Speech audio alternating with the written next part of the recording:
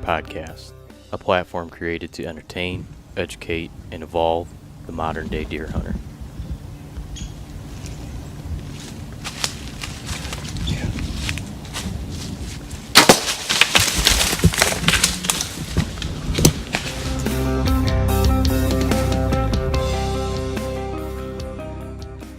Yeah, I was in the radon business for a little while, and they put me in the field for like, I don't know, a little over 3 months to understand the fuck they do and how it works. So I could bid jobs and market the company and whatever. And I actually really enjoyed that shit, man. It was nice, especially in the fall when it got like really nice out. I'm outside doing work. I'm like, it was fucking great. And it sucked dick when it was cold as shit out. So right, yeah. But anyway, let's jump into this because I need to get some sleep tonight. I'm going on like 3 hours of sleep for the last couple nights, and I'm going to be pretty good here as soon as I get into this beer for about a fucking solid hour. All right, man, that's cool. And then I'll probably start to fade, so. Rock on. Go ahead, you do your thing, you kick it off. I'll just sit back and you guide the way. So check this out. I'm not much for the big fancy intro, but you'll be a new voice.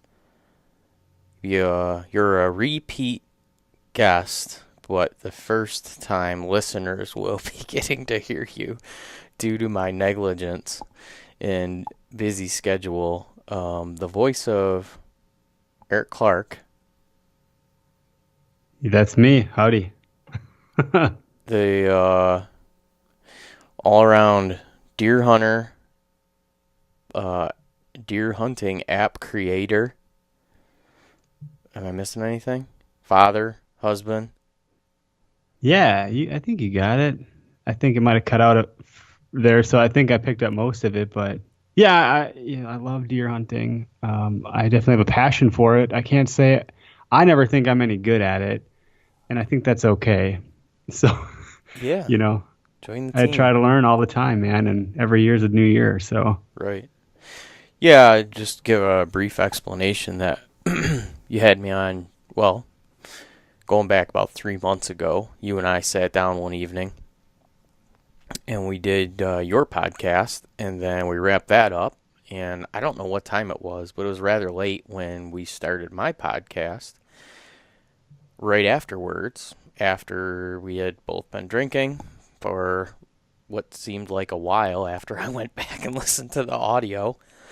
And on top of that, I was sicker than a dog, and I began to edit that, and I thought, oh my God, I'm going to call Eric and see if we should, if he'd be up for potentially redoing this. So 3 months later, here we are. And I secretly think I probably said something that totally botched the whole episode.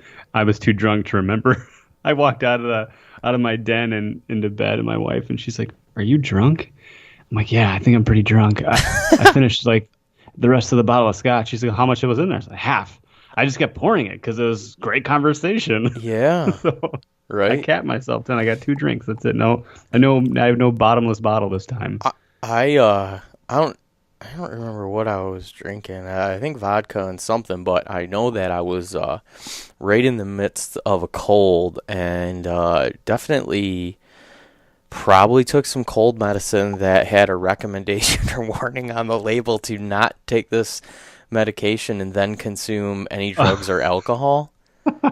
And I was listening back to it, and I was just like, oh my God, I sound like a complete idiot. And my nose was just it was bad. So I owed it to you. I don't listen to my episodes anymore. So, other than like the quick little edits I do here and there, but it's interesting because I'm like, man, hopefully I didn't say anything stupid. And my wife's like, you don't listen? I'm like, no, I don't know. I just go. I don't need to be listening to myself talk anymore.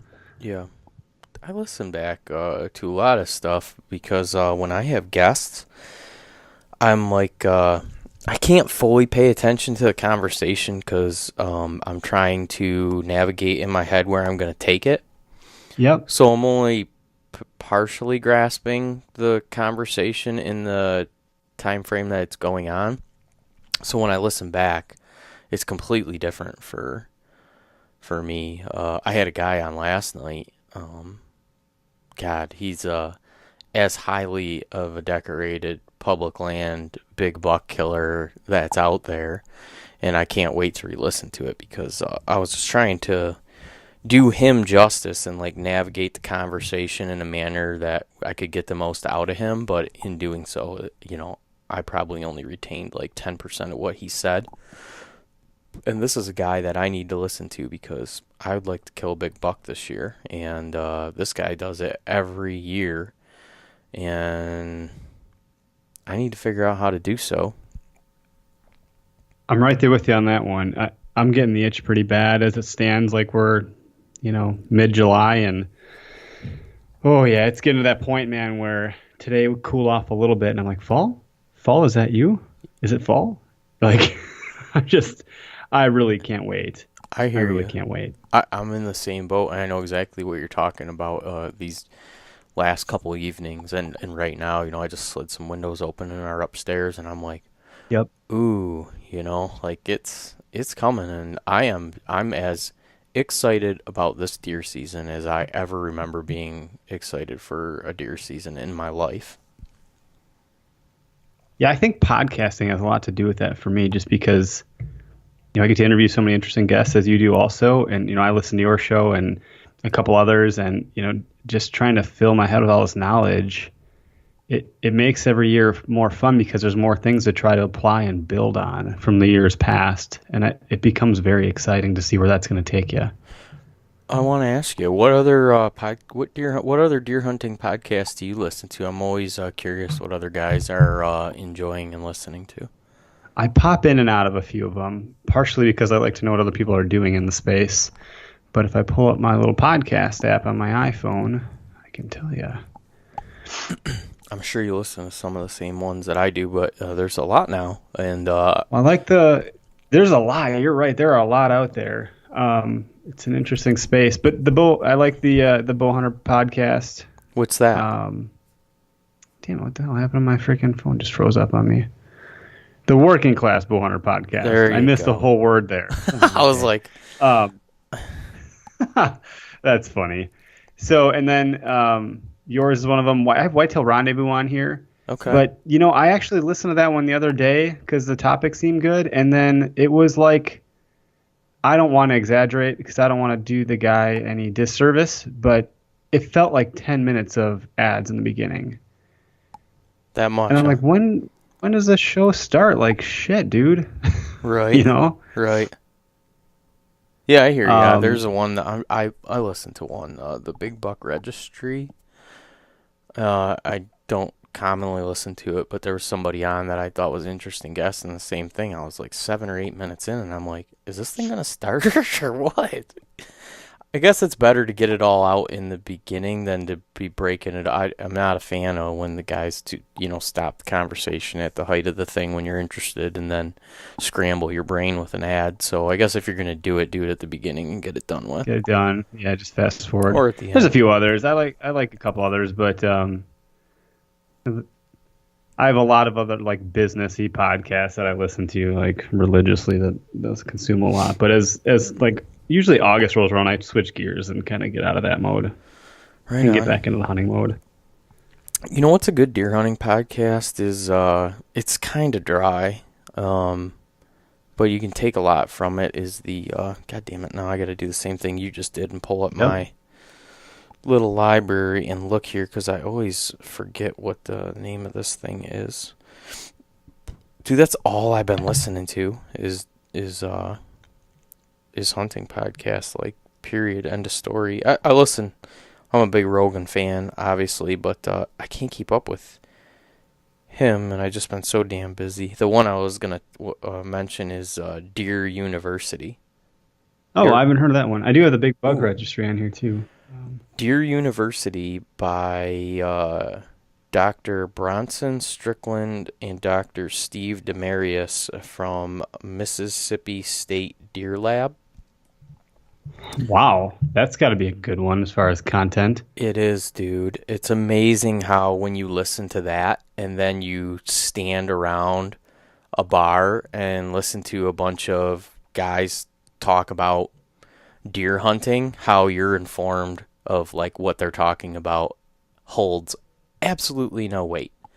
And they're completely full of shit, and they'll stand there with this unbelievable confidence on their shoulders that they know exactly what they're talking about, and what they're telling you is, is gospel. And you're like, yeah, actually just listen to an in-depth, conversation about that between two deer biologists, and you're 100% wrong.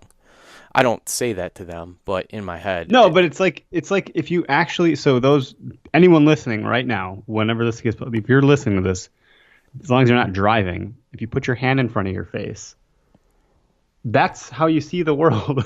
And then I'm imagining you're listening to this and you actually take your hand down, and now that's how you see the world. Right. You know, I feel like that's an actual comparison I can draw for once you're like enlightened to something. You're like, holy shit, I was blind and now I see. What was I doing before? And that's what keeps me listening, because you're always going to discover, there's always going to be that aha moment, that gotcha where you're like, wow, how did I not know this was a thing before? And that's what keeps me pressing on all the time. Nice, dude. I'll go through my list just here real quick. At the top of them, I'll go from what I listen to the most to the least. Is that fair? Yeah, that's good. I like that. I hope mine's on there. From most to least. Hunting Beast. Yep, got that one. Kafaru Cast.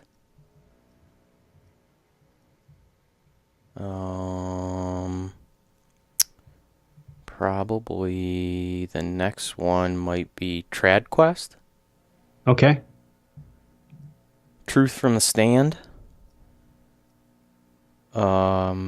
The Fall, which is a podcast, a deer hunting podcast that a guy here in Michigan just recently started. That's pretty good.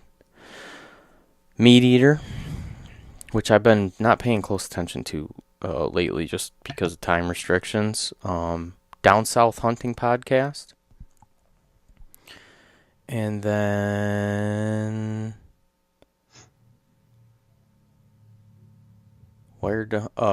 and I skipped one way back up at the top. In the top three is Working Class Bow Hunter for me as well. I very much enjoyed their podcast.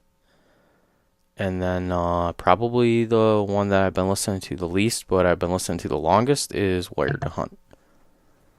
Where2Hunt's been around for a while. I noticed just now he's got the Powered by Onyx on his album cover in iTunes. Yep. Yeah, he's he was hired by Ranella, his crew. He's a Meat Eater guy now, so he's no longer sponsored by Sitka. He's sponsored by First Light, and on his podcast in particular is presented by OnX Hunt. Nice. So good for him. Yeah, he's a good dude, man. And those group of guys are doing us all a service, Yeah, man, he's been at it for a while. He deserves it. Remember, I followed his story, and it's funny. Him and I think, may have gotten into podcasting similar times. Oh, really? And yeah, the difference is he quit his full-time job and did that full-time, and I didn't. Right. I think it's a big difference, but so he's pretty dedicated. Bring myself and the listeners up to speed on what you do. You got a podcast, you've got a hunting app, you got your hand in a couple different cookie jars. You keep yourself real busy. Go ahead. Yeah, lay it out. Yeah, thanks, man. Kind of wind me up, and I'll go. The podcast was first. Let me back all the way up, I guess, if I'm gonna get wound up here. Please do. So I hunt in Wisconsin. That's where I'm from. I hunt in southeastern Wisconsin, to be a little bit more specific. I don't live too far from, Jeff Genke from the Hunting Beast and Dan Infault. I'm in a similar region to those fellas. And back in like 2012, 12, 13, somewhere in there. This is before Onyx was really big. This is before the local Department of Natural Resources actually like did something about how to access their land digitally online. So previous to any of that, it was really tough to figure out where you could actually find public hunting land locally. We all knew the big main spots in the area or further away where you could go. And my thing was, if I'm going to go bow hunting, it's great for gun hunting. That's a destination. That's a camaraderie thing. That's whatever. But for bow hunting, I wanted to just go, take a half day at work and go on a Thursday or Saturday morning and Sunday morning or whatever. And I didn't want to have to drive 3 or 4 hours to my gun hunting public property land that I know of. I wanted to go somewhere maybe within an hour distance from my house. And there wasn't a good resource. So I started looking online to see if there's anything that could help me. And there wasn't a whole lot. There were a couple of guys kind of starting out. Onyx was one of them, but it didn't give me the public parcel stuff that I was looking for as far as what's accessible, because there's public land hunting in Wisconsin. There's MFA, which is MFL, managed forest law. Then there's like crop damage land that you could hunt from farmers. There's conservancy land, and then there's just like the forest land or whatever. So there's a lot of different types of public land that you can hunt. And so what I did is I created a Facebook page. This is before Facebook was like a real big deal, and it grew from 0 to like 10,000 pretty quick, probably within like a year and a half or something. And with that audience, it became a great resource. Back then, it was a really good resource to actually talk to other hunters and created an actual community of people that talked about where to hunt. And it was really cool. It was very effective. So I thought like the next kind of like thing to do to bring that community together was to start a podcast. And it just so happened I did a different podcast with a buddy called the Wildernut podcast, which we haven't done in a while. It's still out there. And so since I kind of knew that landscape a little bit from that, I thought, well, why don't I do it for the hunting community? I can handle that. So that kicked that off. And my first guest ever was actually Jared Scheffler with Whitetail Adrenaline, which is funny because he's like, I'm your first guest, eh? Like, he didn't care at all. It was great. He's such a great guy. Yeah, he is, man. He's down to earth. Cool dude. And a badass hunter. Like, I learned a lot from... Talking about listening to episodes, that's one that I go back and try to listen to because there's a nugget of information in that one for me that, like, I can't, for some reason, it's taken me the last 3 years to adopt this mentality of don't get married to one spot. And over the last 3 years, I've been really pushing hard on like getting out of that mentality. And Jared, in that particular podcast episode 1 or 2, actually is I think it was a pilot, so technically it's episode 2, but that's the one where I kind of got most of that motivation.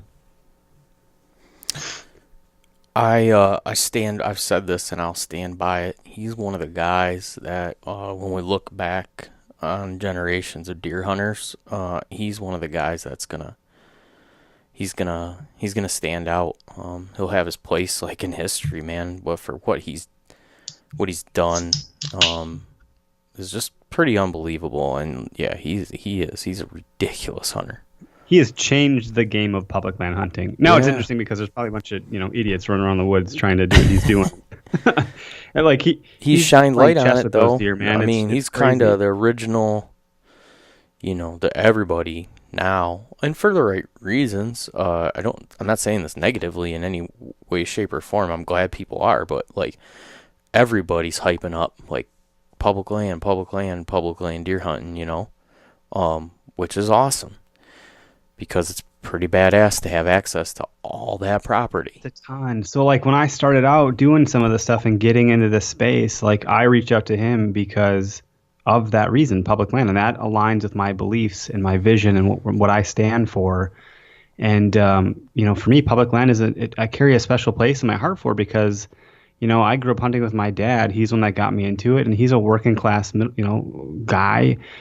He drives a garbage truck every day, the roll off ones that you take to construction sites. Or he's been a garbage man his whole entire life, and he doesn't have private land, so we would scout and spend so much time in the woods, trailing deer and tracking deer and learning about where the beds are and what's over the next hill. And, I fell in love with that process more than anything. And obviously you look up to your dad as a kid, and that's one of those things where public land means something to me for a lot of reasons, and that's one of the big ones. But there is a lot of it. There's a ton of it. So I don't like the negative connotation that's associated with it that I see and hear in the state, where people think there's some sort of like level of entitlement that exists where people feel they're owed something. And I think it's a privilege to have that level of access. So this is a good segue into the app, because I think the problem that I'm trying to solve with the app more than anything else, and it's a tricky problem because there's a pretty visceral response with my app, which I like. I'd rather it be love or hate and not something in the middle, because then I don't have anything. But the problem I'm trying to solve is the fact that there is a lot of public land, but it's crowded. There's a lot of other hunters out there, more so today than there were when I was a kid, and more so when, my dad was a kid, right? Mm-hmm. And I believe that, statistically speaking, this is a number that I pulled out of my ass, but it seems as though 90% of my time scouting is spent getting away from other deer hunters rather than trying to find the deer. So it's twofold. I'm trying to find the deer, but additionally, I'm trying to get away from the other guys and gals. And I think my app helps solve that problem. And there's some pitfalls there, because you got the guys that work really hard to get to that spot that they think is great or produces, and they're like, why would I want to showcase that? And there's some validity in that concern, but I believe that there's enough hunters out there that don't give a shit where you hunt. That aren't going to go through the swamps like the Dannenwalds, that are too lazy, don't care, don't hunt that way, aren't trophy hunting, or, they don't want they're just out there to enjoy the sport. And they're perfectly fine with, hanging that stand 2 feet in the woods. I think there's a breed of hunter that is different.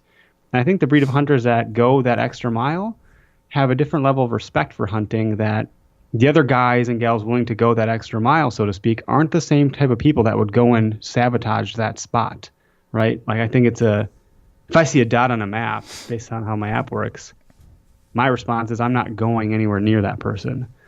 And for some reason, there's a group of people that think that that's a great idea to go march right to where that person is. And I think that's fundamentally incorrect. I think those are the bad eggs. Sure. Long rant. No. There's validity to everything you said. I can, I can attest to everything that you said. Here in Michigan, it's just crazy how much, hunter density that we have. And I don't know it would be interesting to see, the implications to how we socially interact with each other if we did have something like that where guys knew. I mean, it would be nice to avoid the uncomfortable confrontation when someone walks under your stand, has no idea you're there. You have to whistle at them. They wave at you, you wave back. Hopefully they're cool and they double back and don't make a bunch of noise, but sometimes they just don't know how to operate and they walk 20 foot and set up. Yeah, that's a problem. Right where you are. So there's just a lack of, I don't know, maybe, I don't know what that's about. That happened last year, actually, when I got a doe with my bow. I was walking to a spot that I thought was going to be great based on the scouting I did, and there was a guy, and I didn't see him until, I was like, oh shit, I'm sorry. So I doubled back, and not only did I double back, I got a lot more creative with where I went, and that led me to the deer that I got. So this whole mantra of it's my spot kind of stuff or whatever, I'm the eternal optimist. Like, I think that optimism is a force multiplier. I think that, I believe in positivity almost to a fault and to a bit of an extreme cheesy level. And, so I look at that as an opportunity to learn and grow and have a different experience, so I don't mind when that kind of stuff happens. It is one of those, like, you feel a little deflated for a second, but then you trudge on. You just go, well, all right, figure something else out. Sure. First come, first serve, right? But if I have the app and I know that guy's there, it saves me some time. It saves me some effort and energy, and I can focus on going somewhere else right out of the gate. Right. Yeah, and the more serious guys, the guys that don't want people. I mean, it's not like it's identifying who you are, right, and like linking to your Facebook account and showing, oh, Jared Scheffler's hunting here. It must be a good spot, Yeah. right? Yeah, right, exactly. You have no Yeah, it's idea. completely anonymous. So, and it is real time. So if someone's moving through the woods and you have the Where2Hunt app open, you're going to see them moving real time and you're going to be able to see what that activity looks like. So there's some safety things that go into that. I initially kind of started to preach that side of it. And the tagline that I have is, scout smart and hunt safe, because I think that it is a smarter way of scouting for the modern day hunter that doesn't have a lot of time, who's raising a family, who's working a shit ton. You have less of that time to scout. So when you do get to the woods, you want it to count. So I feel like, well, if I can use this as a tool to have a better idea of where other hunters are that I can navigate around, I'm making better use of my time in the woods. Not only that, it is a little safer if you have a slightly elevated level of awareness. Because if there's some guy there that I didn't know was there otherwise, maybe I saw his truck in the parking lot or something, but I don't know where the hell he went or where he is. So, there's a couple components to it that I really like in that regard. Other fun, stupid stuff, like there's a private feature. So the guys that do gripe and complain, I did add in a private group feature so you can track your own group in incognito mode. And I used that with my hunting party last year for gun season. And my dad got a deer, and he's like, can you help me track it? Meet me back by the truck. I'm like, meet you back by the truck? I said, it's 2017, Dad. Open up freaking Where2Hunt app. I'll just come find you. And so, like, our dots were moving real time. And they lined up. I looked up. There he was. And we went and found his deer. It was great. So there's other weird use cases like that I wouldn't have thought of. Sure. Well, um, like you said, that's debatable. There's pros and cons potentially to that. But one thing that I thought was a huge benefit that you had explained to me prior to this is about the closed group feature. You want to talk a bit about that? Because I think that's a pretty kick-ass thing. Yeah, so essentially, there's two versions of this. Version 3 is in the works, and I'm trying to take a step in the right direction with version 3. So what features do I add to add the most benefit to the hunters? Because I'm not trying to piss anybody off. That is not my goal. I'm not out there to make people mad. I'm out there to solve a problem. And if it's not me, it's going to be someone else, and I think I have the right intention, so I'm excited to be the one kind of charting this territory. But the first version, the biggest complaint that I did get was, I don't want people to see where I'm hunting, but I want to use this feature to track some of the people I do care about, like my hunting party. So that's a feature that I added in. It's $2. It's a one-time cost. It's practically nothing. You go to the pro version, and you can do private groups. You click on the groups feature, and then you click a little plus icon, and you can create a group right there. And from there, you go find your other buddies' usernames that they've also created, and then you can build that group. And now you can track those people real time. And it's not anonymous anymore. You can see that it's Bob Smith and John Doe and whoever. You can see specifically who is where by tapping on their little reticle or whatever. Gotcha. Which is kind of just cool because, like, we know the land that we hunt pretty well at this point. But there was that 1 year, 2 years ago, it was super windy. And my one buddy, he's a still hunter, and he walked around a shit ton. And so, like, his spot changed continuously, but he did me a solid. He left the app open, and I got to see kind of where he ended up. So, like, I'm like, who the hell is way over there? And I click, and I'm like, oh, that's Joel. All right, well, clearly he's moving around. And then I get a text, I got one. I'm like, holy shit, So it was really cool to have that sense of, like, where are my buddies? Are they back at the truck eating lunch, or like what where do they end up? Right. Well, I had thought in my head. Especially for a group of guys that are maybe potentially traveling to hunt, and even if you're hunting a big chunk of public as a team, and a guy doesn't come back to the truck and it's dark and you can't, whatever, provide, maybe he can't explain to you. I mean, I know now there's other apps where you can share waypoints and whatnot, but it's just so, I think it would be cool to be able to see in real time, like, where your group is. And then a thought in my head too was, like, especially when you're hunting with your son or your daughter, and they get to the point where they're gonna start venturing on their own. Boy, it's super nice to not have to Just worry keep and tabs. wonder. It's For sure. yeah, because where are you? I'm by this pine tree. Great. Well, that doesn't do anybody any good. Right. And when you get lost in big forests like the Nicolet National Forest in Wisconsin, that's big time. You're up there, you're in some serious forests with timber wolves and bears and cougars and all sorts of predation. And I don't think that's the least of your worries if you get lost in the cold up there. You got other things to consider worrying about, but it's just a nice piece of I don't know, peace of mind, I guess, knowing where your people are that you care about. Right. But it's interesting too because I've had it where I like obviously I'm probably the biggest user of my app, arguably, and I've been out hunting and I'm like, holy crap, there's a dude over here and this isn't someone I know, so something like interesting, and for me the last thought of my mind is I'm gonna go to that spot, but I'm just thinking like I can't believe there's someone over there. It's really eye opening when you're using the app that when you have some of that success when you're using it. Right. It was funny when you had related the way that when you had released your app and also found out just about the same time that Onyx had put theirs out, you had related it to when the what was the movie? God, I forgot it last time. I forgot it again this time. That we were talking about when the guys built the website to find all the nudie stuff in all the movies, and then instantly, once they launched it, recognized that the entire thing existed in a form of Mr. Skin. That was Knocked Up. Knocked Up, yeah, right. Yeah, and he's like, isn't that Mr. Skin? They're like, shit. It already exists. Yeah. So it's interesting because they do a great job, and I'm a user of theirs, obviously, and I think a lot of hunters are. I'm not one to trespass, so I hold their app, pretty near and dear for that reason. I use it quite a bit.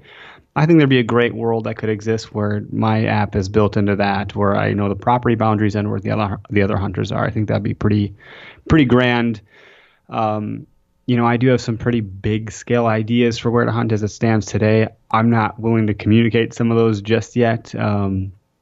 But there is hopefully some big ticket items to come with this. And nice.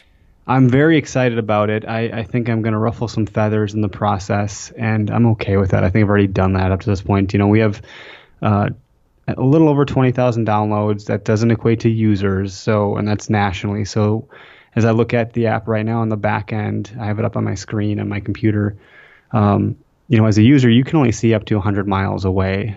There's not any relevance going too much further beyond that, or even that far to begin with, to be quite honest, as to where people are. So it used to do that on the first version. It didn't make a lot of sense. It took up a lot of server resources, so it doesn't do that anymore. But on the back end, I can see that. And right now, I can see that there's someone in Georgia, someone in California, someone in Wisconsin. I wonder who that is, and someone in New York. So, if you open up the app right now, you might only see my dot from Wisconsin because you can only see up to 100 miles. That is one thing that I think people don't realize is when you go in there, you want to look at your settings and see where you have your range set to, because if you have it for 5 miles, you might not be getting the whole picture of who else is out there. Sure. It makes sense to me. But it's my baby, it's taken some time to build, and it's not easy. It's definitely not an easy space to be in, but it's a very exciting space to be in. Sure. How much of the electronic applications and is there anything else that you yourself, you're obviously invested in this space, right? And I know a lot of other people have created applications, obviously, for hunting. Is there anything else yourself personally that you've found value in and are using that other people maybe potentially should know about? Because I have 2 hunting applications on my phone. One is yours and the other is Onyx, and I use those 2, and I also obviously use Google Earth a lot because their imaging is pretty clean on most of the maps. You typically have a hard time finding better satellite images, but is there anything else that you're using? I have a lot of hunting apps on my phone. I doubt that I'm using all of them. I have a lot of them because I want to keep an eye on what's going on in the space. Sure. I actually just talked with a guy 2 days ago. Oddly enough, his name is actually Joe Rogan, but not to be confused with the actual Joe Well, that's Rogan. crazy. How much shit does that guy go through? Yeah, so that sent me through a bit of a tailspin Hey, Joe initially. Rogan calling here. I Joe reached out to Rogan? the real Joe Rogan initially, thinking like Joe Rogan's got a hunting app, and it actually made sense to me because Joe Rogan likes to hunt. So I was like, all right, well that makes sense. It's not Sure. that Joe Rogan; it's a different Joe Rogan from New York, um, who I believe is a either retired or existing police officer who started an app called Huntin' Buddy. Um, Huntin' Buddy does a little bit of what my app does, but he's taken it one step further and is really focused on the safety side of things. So he's got some sort of safety notification system called SNS that contacts or that keeps your emergency contacts aware of your location and alerts them if Mm-hmm. something happens. So that's interesting. There's that one. There's a couple other things he got built into his app, weather sonar. I don't like to do all that in mine. I'd like to just focus on one thing and stay consistent. Otherwise, these apps get really arduous and overwhelming and a bit confusing. So, one that I actually make great use of here in Wisconsin, and I don't know if it would work elsewhere, but it's called Hunt WI. And it just kind of compiles a lot of the DNR information into their app, so I don't got to like dick around looking for stuff. Sure. But what I use it for more than anything else is their wind direction is built in with like it's like synced up with the compass in the phone. So literally, if I hold my phone right now and I turn it to the left, I turn it to the right, it's giving me the real read on the direction of the wind.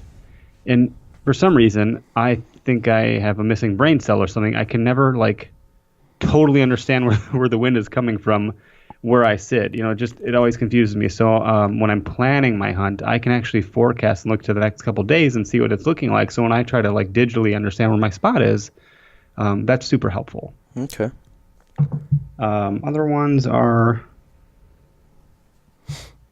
Go Wild is a new one I've downloaded. I recently talked to the founder of that, Brad Luttrell. He's awesome. Great app. It's more of a social media hunting app. So if you don't want the noise of people bashing you for hunting on Facebook and Instagram, that's a great place to go. Same thing with Hunt Which More. one's that called? Go Wild, Huh. I'm writing that down. which is interesting because there's a Go Wild app in Wisconsin, but it's the Wisconsin DNR's app. This is not to be confused with that. Gotcha. And it's Go their wild. app's interesting. There's a point-based system based on the activity you log for doing things outside, and it gives you some sort of like composite score of points based on how much outdoor activity you actually are doing. Hmm. Hunt More is a good one. Hunt More was founded by or co-founded by Sam Ubel of Chase Nation, and that one's more of a catalog of photos. He's got some interesting AI features there where if you snap a shot of something, it goes up to the cloud and it uses some AI and machine learning to identify what that photo is and automatically categorizes it for you. Yeah. So that one's pretty neat. Other than that, as far as utility goes, Onyx and mine are probably, I use those the most. Yeah, I was thinking you said the social media stuff and yeah, Facebook and Instagram. I mean, anybody that's big into deer hunting and hunting in general, fishing, I think is using those two apps to basically share their There's a lot of, story, right? yeah, there's a lot of group pages inside of Facebook. There is. Like There's a ton of them. there's the Wisconsin Rut Report, which drives me up a flipping wall in a good and bad way at the same time. It just makes me go crazy because every 2 seconds I see the biggest buck in the freaking world. It seems like being shot, and that's just information you never got to see in the past until you went to go register your deer at the local freaking liquor shop. Right. So, Right. so it's good and bad in the same time. Do you guys in Wisconsin, do you have a buck pole like tradition at all, or? Yeah, certain places do it. It's interesting. A lot of the registration stations have been nixed because it's all digital now. The DNR changed that, I think, last year or the year before. I can't remember. Okay. We don't even need back tags anymore. I think we're the last states to get rid of that. So we've gone through a lot of transformation here recently. But yeah, that exists. And there's a lot of just local places that do that anyways. Okay.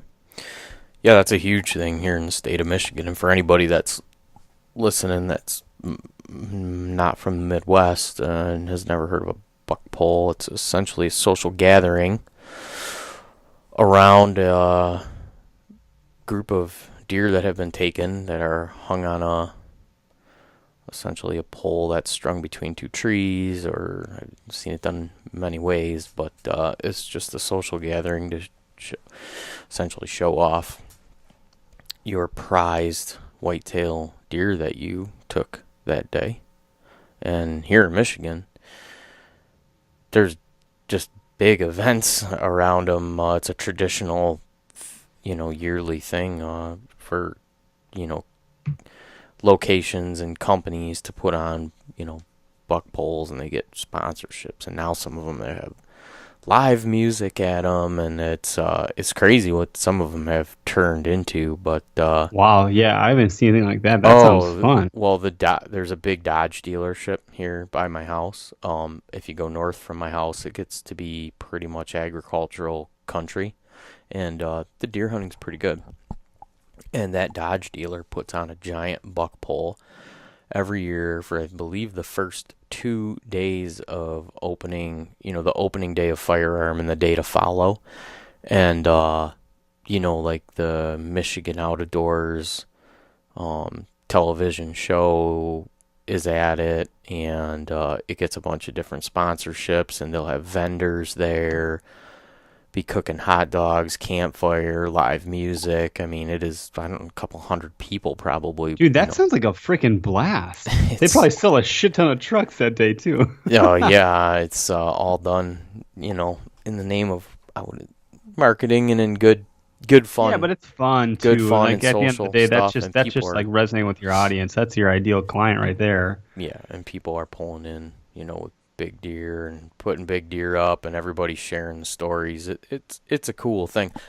It's only 15 minutes from my house. I've never been to it because I do a traditional deer camp in northern Michigan, 4.5 hours from here, so I'm never in the area when it's going on, but I always watch it on TV the week later. They show it on the Michigan Outdoors television program that airs on like public TV here, and yeah, it does kind of look like a fun time. So, but there's one right up by my area where I do hunt.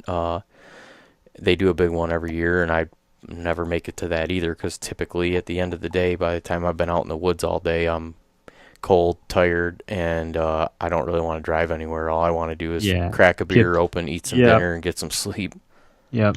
How big is your hunting party when you go? Oh man, it varies year to year. It just depends on what, like last year opening day was on Wednesday. Yep. So that was difficult for a lot of people. Obviously, it's the middle of the week, and guys were trying to figure out, typically what we like to do is go up a couple days before opener, get a couple days archery in, and then roll right into the gun season. But last year, with it falling on a Wednesday, it was tough for a lot of people to, take the whole week off or know whether they should take Wednesday, Thursday, Oh, so Friday off. yours that's different from ours here because ours is always the weekend before Thanksgiving. Gotcha. Nope. Ours is November 15th every year. So No depending on what shit. day that falls on, which this year it falls on a Thursday. Thursday. So Look at that. depending on what day that falls on, that will vary how many guys are in camp all at one time. But our camp is on 120 acres of privately owned land between my father and four of his friends that bought the property, 30 years ago, or maybe, 25, 30 years ago, something along that. So every one of those family members has family members and they have friends, and our deer camp, I mean, we've had numbers of guys standing around the campfire at one time, probably approaching 30 guys. Holy shit. And not everyone's hunting on that Yeah, property. but everyone's stopping by to have a good time. Everybody is in the area Yeah. for the most part. And then actually physically people that stay at our camp, we have a camper there. So we'll usually have 4 to 5 guys in our camper. And then one of the other owners has a small cabin, Okay. and he'll have 2, 3, or 4 guys in there, and we actually physically stay on the property, and then the other owners have cabins in the surrounding area, so they'll go, back and forth in the mornings and in the evenings. They'll commute out to the property. Myself personally, I really don't even hunt on the property anymore because we're fortunate to be surrounded by like 200,000 acres of public land. So, And that's where you get all those awesome pictures, right? yeah, I mean, that's where Yeah. I spend my time now. It was a pretty major, I shouldn't say it was a major screw up. I just didn't know. My impression always was private land has less pressure. So why would I want to go hunt on public land where I could run into other people? However, on opening morning, there's 12 guys storming into the woods on our 120 acres, and some With guys that thought are in their head. some Yeah. guys are serious hunters. So other guys are just up there for the camaraderie. They have their tradition, they have their gun shack. It's in the same spot. They haven't been up there in 6 months. So the day before opening day, they're walking out in the woods and repairing shingles on their blind, or just out in the woods making ruckus in a big wood setting where otherwise when we're not up there is completely undisturbed wilderness. And so they just let every deer for half a mile know, hey, we're here. um and we always have the same results on that piece of property year in year out. Every couple of years somebody kills a good one because it is great deer habitat there, but it's very inconsistent. We've gone, more than a handful of seasons where, might be one or two year and a half old 6 or 8 points up there, So Yeah.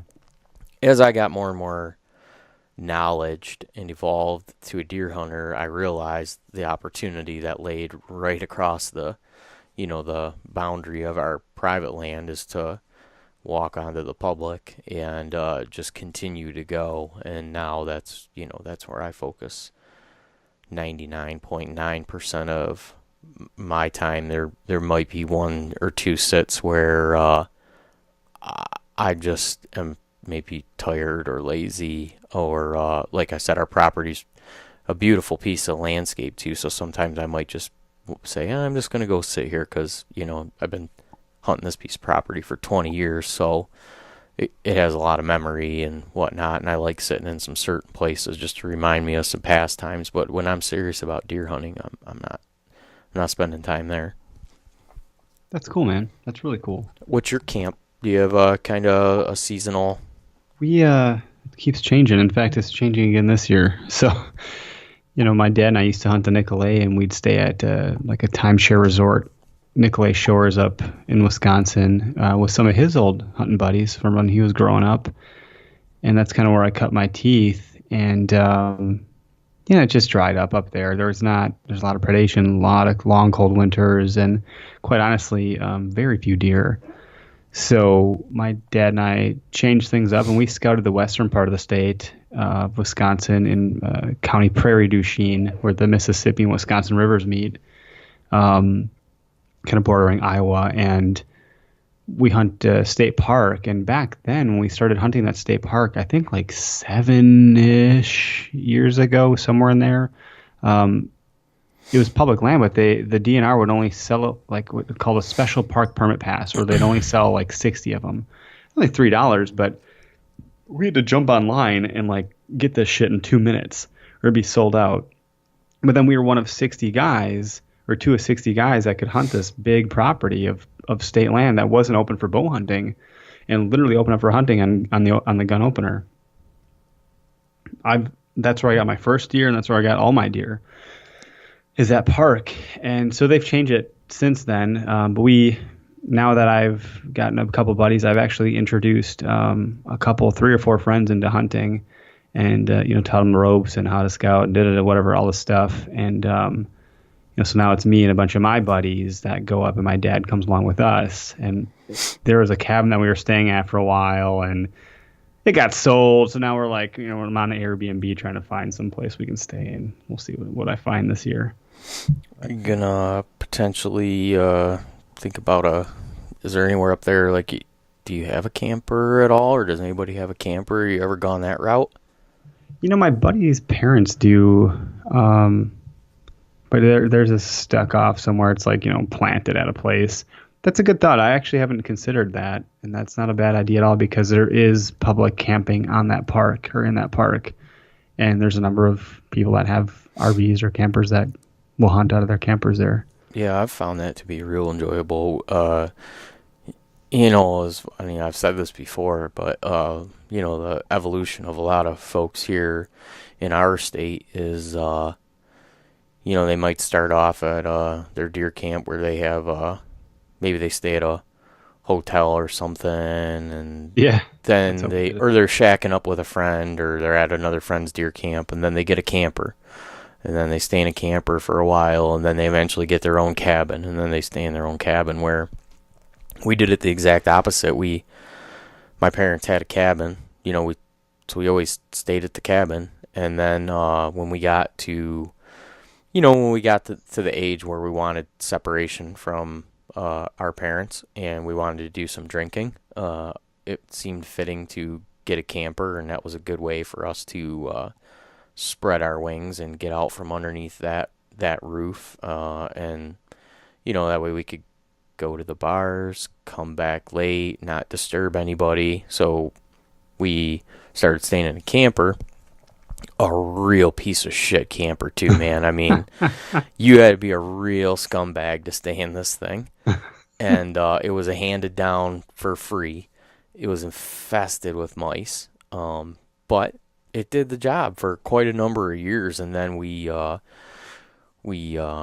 fortunate to get ourselves an Airstream, and we stayed in that for a long time. And now, the last couple of years, we've been doing some time sleeping in a tent right out in the woods. So we've like devolved From that, yeah. But the tent looks awesome, and so does the Airstream. Yeah, I follow you on Instagram, and I've seen a lot of that stuff. It's super freaking cool. Yeah, It's picturesque, anyways. it's fun. I enjoy it. That's why I was bringing up the camping aspect of with mixing the camping with the deer hunting. It just goes real well together.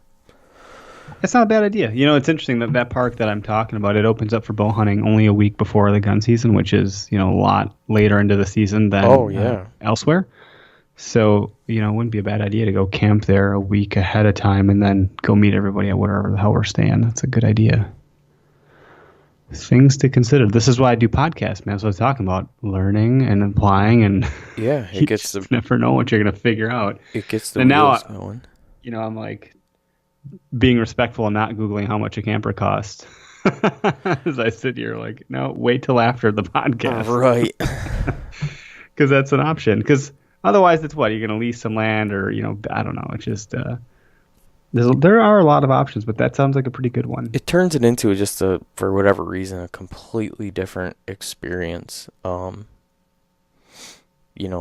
you're, at least it did for me. I really enjoy something very enjoyable about sitting in a warm camper when it's just the weather's just disgusting outside, and you're just sitting in this nice toasty warm camper looking outside. I don't know. I get a ton of enjoyment out of it. Probably too much. We got real spoiled for 2 years in a row until this whatever lady sold her cabin. We were renting this cabin, like it was a traditional log cabin.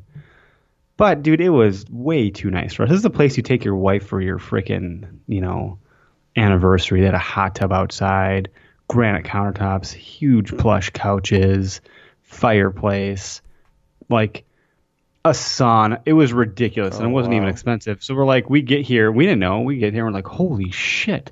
So we're like, we can't tell our wives this is where we're staying. Right. They're gonna want to come. Like, That's can't funny. tell them. So we don't have that anymore, and we all feel like, well, now what? Yeah, We got staying in spoiled. a tent thing definitely alters the experience. Like I said, we did a couple of years where if we wanted to go up and our parents didn't want to go up, rightfully so. For myself and my friends, they did not trust us to stay in their cabin without their supervision Oh yeah, around the years of 20, Yeah. 21, 19. And so our option was hotel rooms. And so, you're deer hunting all day, and then you come back to hotel room and you're watching cable TV, and then you're going to the pool, And sitting in the hot tub and the sauna and whatnot is definitely a lot different experience than when you're coming back to a tent and making a meal over a stove or eating some dehydrated food, whatnot. Yeah, it's different. Yeah, that reminds me of the Boundary Waters a lot. It's something I could definitely get used to, but some luxuries are kind of nice after sitting in the freaking cold all day. That's for sure. They are. It is really cool though. One thing that I found is when you're disconnected for all that, even it only takes a couple days, man. You go a couple days without the creature comforts of a warm bed and a thermostat that you can dial up and down at your convenience, whether you're too warm or too cold. And as my brother refers to it, pooping in water. Versus the alternate, and then being able to get a shower. It only takes a couple days of separating yourself from that to go, man, when you get home and you take that first shower and you sit Oh, down it's on like glorious. a couch versus sitting in the dirt. It's just the eye opener. Yeah. Yeah, couldn't agree more. Interesting, man. Cool, So cool topic. yeah, um, I want to kind of dive into what you and I sent you a text earlier today about something else that I wanted to talk about, and it was essentially, I think I worded it to you like, what's something that you feel yourself as a hunter we could maybe talk about this evening, where people that are going to listen to this could potentially take something away from it. And you said I think your statement to me was, well, it's not exactly tactics because I'll let you go ahead, and Yeah, I'm so not I gonna don't know. butcher it. I like I said at the beginning of this episode with you is that I don't consider myself to be some sort of great hunter, and in fact, I'm not. Regardless of what I think, the reality of the matter is I'm not. And but there's a certain approach that I like to take, and in today's day and age with social media, especially talking about things like the Rut Report or whatever that it looks like in other states, where you're constantly bombarded by other guys and gals that are getting these monster bucks or whatever. It's hard to kind of box some of that stuff out. And I'm starting to adopt some sort of mentality of what I'm calling the humble hunter. And just to stay humble and not get um, too boastful about what you're doing. It's one thing to be proud and have pride in what you're doing. It's another to put it out there for the sake of putting it out there. Sure. If you're trying to get that buck so you can take that damn photo to put on Facebook, you got to take a look in the mirror. Being a humble hunter, I think literally in my mind, a humble hunter is proud to bring home meat for his family, is proud to not have much and just get by with what you got and have fun and look to the experience more than the stuff. And I'm the first to say I love some of the technology that exists in hunting. I'm all about it. But thinking about it for the right reasons is kind of where I'm at. There's a lot of guys and gals, again, they'll go buy the thing so they can take the photo. And, that's just a different mentality. So I'm trying to adopt and kind of put out this mantra of a humble hunter, I guess, if that makes sense. Yeah, it does. I like it a whole lot. Yeah, I don't know. I never got that for whatever reason. It's probably because I was ate up by deer hunting just in general before those social media platforms existed. Yep.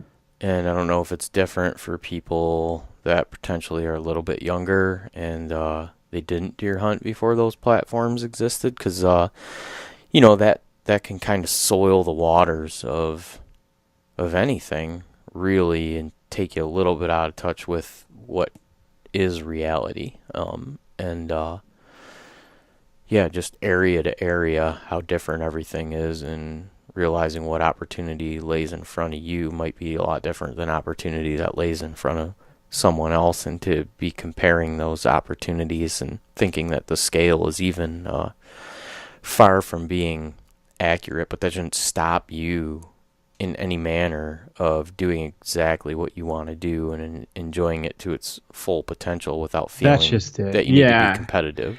Yeah, I just don't want people to think that they shouldn't post a picture of the spike that they got because of fear that they're going to be judged and tore down. I think that's ridiculous that that exists right now, where there's this sort of bullying that's going on in our community. Yeah. You know, it just seems weird to me. And additionally, like it's interesting too that, you know, going back to the Where2Hunt app. Of course, I want another plug, right? But additionally, the same guys that are like, no, I'm not going to share my spot. You run into that guy in the parking lot when you get back, and they're super nice, and they're all about trying to help you out. So where are those? Where are those kind of sentiments that make up hunting? Where is that when it starts to get further away from that parking lot experience when you're back by your trucks and having a real conversation? We're all in this together if we're talking about conservationism and deer hunting or whatever. But suddenly you start to get a couple ripples out and you get this weird shit that starts to happen where people are mean to each other. And that's not who we are. And so I just have a problem with that. Like, I don't know. It's something that's really bugging me. So I don't know. I thought it would be something that's worth talking about, because if I see one more kid get bashed by some asshat who thinks that that's not a quote unquote worthy buck, or whatever, he should have let it grow or pass on it or blah, blah, blah. Everyone's got their own experience and their own trophies and their own, everyone's doing their own thing, you know? Right. There's at different stages in the game. You don't know where they're at, you Right. know? Right. Oh, I couldn't agree more. It's funny. I have a friend. I don't think he had shot a deer in like, man, it was over 5 years. It might have been 7 years or 8 years that he had just passed on everything. And he shot a year and a half old buck here on public land, and he's passed dozens and dozens of year and a half old bucks, right? And just this day, this scenario was a real cool one where he was walking through the woods, still hunting, essentially, and caught a buck moving and coming towards him. And he had a close encounter on the ground with this deer. He hadn't shot a deer yet that year. He hadn't shot a deer in a couple years, aside from, you know, potentially a couple does. And he decided to shoot it, and he posted it on Facebook, and a bunch of, you know, big-headed dudes jumped down his throat about, well, that's why we don't have any big deer here in Michigan, is because you guys shooting all these little ones. And he's like, you know, I don't remember what his retaliation was, but it was just ridiculous that somebody that's passed the deer up for, you know, years and years and years and years, and finally decides to shoot one is going to get Like, accosted by that's some. the problem, man. And quite honestly, that mentality of that's why there's no big deer. No, there's no big deer because you're not doing enough as a hunter, I think, because they're out there, because people are getting them on public land, believe it or not, right? We know this. I very much agree. Yeah. And so, like, for you to then tear someone else down because what, are you actually mad at yourself because you haven't gotten that big one? You know, it just seems crazy to me. I'm kind of over it. I don't know that this used to exist. I guess it probably did, but it wasn't something that was visible because we didn't have this web of social Right. social kind of communication happening. And I just wish there were more people out there putting those fires out and defending, and so as opposed to the ones jumping on that and dogpiling on buddies like yours where that happened. Right. But yeah, I'm not glad. to be negative, not to take a wrong turn here, but I just hope that people have the right viewpoint. You know, like I think the majority of us do, but to go back, there's every now and again there's a bad egg, and that just gives a lot of us a bad name, and that's not who I think most of us are when I think of hunting. At least not my listeners on the Where to Hunt podcast, and I don't think your listeners either. You know, No, so I don't know where they're coming from, but. Well, there's plenty of idiots out there. There's no shortage of idiots, man. Yeah, it's true. Sadly. But, yeah, no, I mean, I don't feel like you're negative about it. It's truthful. And, yeah, I don't know if it'll get worse or better, or, you know, how it'll be as social media evolves. I'm fortunate in, you know, my head that I just don't really care. I mean, even when someone does, and I rarely get a negative comment on anything that we do, but, you know, I've received them. Oh, sure. Yeah, you put yourself out there and you'd be surprised what you get back, you know, the keyboard warriors out there that don't want to do anything themselves. Right. And it's always, I just always equate it to your outlook is a lot different than mine, man. Like, I don't know. I don't post anything negative on social media anymore. I don't have the time. That's just it. No, so yeah, it's you wonder who the people putting it out there are, but it's still like it's disheartening to see, and I don't know. I think I saw it somewhere in one of the groups I'm on last season when I was a kid, and someone said something. I was like, "What the fuck is wrong with you? Right. You know, what the Right. hell, man? This is good. This is enough. This is enough of this stuff." So I don't know. I've made a point when given the ability and the platform to talk about it. That's why I chose it today. Well, I appreciate the conversation on it. Um, I guess before we wrap this up, like, you got any big plans for the hunting season? Any new places that you're gonna hunt, or any new strategies that you're gonna be implementing? Any new gear that you're interested to try out? Anything that's caught your eye? Anything new this year?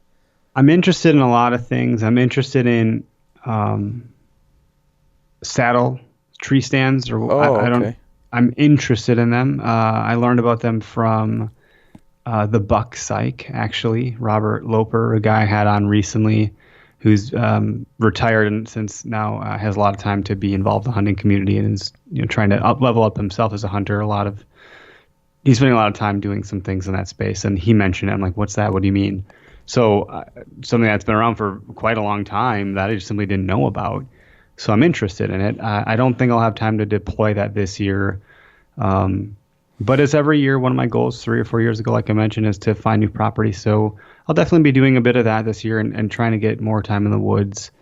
Other than that, not too much. I noticed you posted some things about some climbing sticks. I haven't actually hunted out of a tree stand in a while, Oh, really? mainly because the tree stands I have aren't great, and I don't have a new fandangled safety harness. You're gonna want one of So those. yeah, and I haven't pulled the trigger on one. So as a result, because of the kind of spot and stalk or still hunting and some of that, I've been really just kind of taken to the ground and being more mobile, and I've really enjoyed it. I'm a pretty impatient person by nature, and the only time I find patience is in nature. Um, but in any event, I like trying to understand how to play the wind a little bit better and be able to be a little bit more mobile. But it's been probably about 3 or 4 years since I've hunted out of a stand. No kidding. And so I'm looking to see if I can get back into. My dad's been kind of gnawing at me about it too. So that's how I always had hunted in the past. But then I get fixated on this one spot. So that was me trying to break a habit. But now that I have a little bit more knowledge of like some of the stuff that Dan Infeld talks about, getting to the swamp and things like that, I'm probably gonna be hanging some stands this year for sure. Yeah, I think it seems like the way to go. I'm trying to get away from the traditional conventional method of having, multiple tree stands and steps, set up different places that I'm going, and do the mobile hunting thing, which is nice to only have to buy one tree. I mean, provided you're going to spend more money to get a quality setup, Sure. but it's cool to have the option to go anywhere. And it definitely takes a lot more work, but I think it's just one of those things that once you get used to doing it, it's almost like tying your shoes. You're unconsciously like doing these things. Yeah, it's And just part of it, just part of what you're doing. last year was the first year that I ever like hiked with a tree stand on my back and hung the stand and then hunted, and it freaking sucked, dude. Like That's how I I was always used so to do it. That's funny. So that's probably why I stopped. yeah, I was In it addition was to my yeah. well, I didn't have the right gear, and I literally waited till the middle of the season to implement this. So it was like critical time where, my hunts were, I was really, taking a lot of value in that time of the season. And I find myself, getting in the stand and I'm being super loud and I'm Yeah. so Yeah. hot and uncomfortable. And it just, this year I'll be going into it with a lot different approach, both in how I transport my gear in and out of the woods and what gear I'm using. And I'm kind of in the same boat as you are as far as like I'm good. I have a set of the step ladder tree steps from Wild Edge Inc. And those things are pretty sweet. I plan on using that those quite a bit this year. I feel like they're a little less cumbersome than carrying a 30-inch long stick, or 4 or 5 of them through the Yep. woods. They're Yep. nice. They pack in this little pack. They're not very heavy. The cool thing that I found about them is a lot of guys that I've taught, I keep asking this question to everybody that mobile hunts is what do you do when you get to your tree? Like, how do you go from having all your gear on your back to actually being up and set? And everybody does it a lot differently. Interesting. And the one thing I found that was cool about the steps is they're in this pack, and you can put the pack, you sling it right over your shoulder, and you just unzip it a little bit, and as you climb, you can continually just pull another step out. And So you're not running all the way back down. you're and not up running down up and and up. down. Nope. Yeah. I tie my stand to a piece of paracord. I tie that piece of paracord to my belt, or in this case, I use a hunter safety system harness with a lineman belt when I'm climbing, so I have both hands free to do whatever I need to do. And so I step up on one step and I adjust my lineman, and then I pull the other one out. I put that up, I step on that, and when I get up to the top, I pull the stand up, I lock the stand on, I step in there, and then come hunting season, I'll obviously, whether I climb with 2 ropes or I have 1 rope on the tree stand, then I'll pull my bow and my layers up last thing, and that's how I'm going to go about it. But I'm pretty excited for when Dan releases his Yeah. sticks and Yeah, me too. step. I had the opportunity to see that stuff, and man, it's awesome. So I'm whether or not he has it done for the season is a question. So I've been practicing with what I have right now, but I definitely need to upgrade my tree stands, because my tree stand's a relic, and it's probably going to get me killed if I continue to use it. Yeah, it sounds not good. I don't even know. I have some brand called Big Dog that I got at Menards. Oh and, yeah, it's a big it's dog not. too. It's a big heavy dog. Yeah, it's not They're great. comfortable though. And I got the Lone Wolf sticks, and those are okay. I don't have a big problem with them, other than I don't have like a fun satchel to carry them, so I just use a camping chair bag that goes around my shoulder. Oh, okay. Um, but it's been a while, so I got to get a hunter safety system or something first. Yeah, I recommend that to anybody. Yeah, I'm a dad now. Like, I can't be fucking around, and there's most of the injuries that come from falling out of a tree. So I'm kind of like, well, if I don't got to be up there and I don't have the equipment, like I'm not gonna mess around with that. I've had a lot of success on the ground anyways, so like. I hear you. I spent more time the last 2 years hunting on the ground, and I was conscious of that every time I got into a tree, about having a kid. Now, I mean, I used to do some just pretty hazardous stuff, and no longer do I climb, or at any point am I really disconnected. If it is, it's extremely briefly, but I climb with a lineman. Yeah, that's a good idea. You should share some of that, some of those products on your social channels or website or whatever, specifically like what you actually have, and lay it all out. There's a lot of people would jump on board with that if you have the bandwidth to do it. There's probably way better ways to do it than what I'm doing it. I'm pretty basic I mean, my stuff works.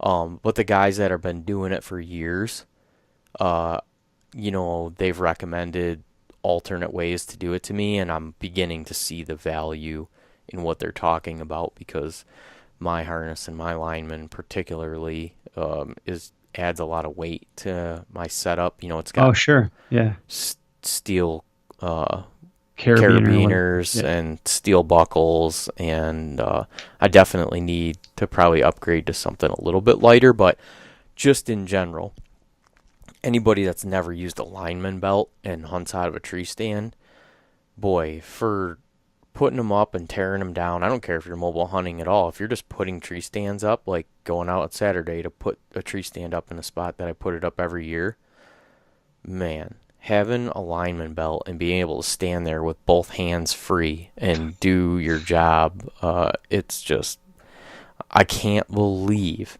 that I went 20 years without using one. It's insane. Yeah, you're using your teeth and your hands are cold and it's getting sketchy. You're wrapping a leg around a tree. It's like nothing about that is good. I can't believe I have not fallen out of a tree at this point.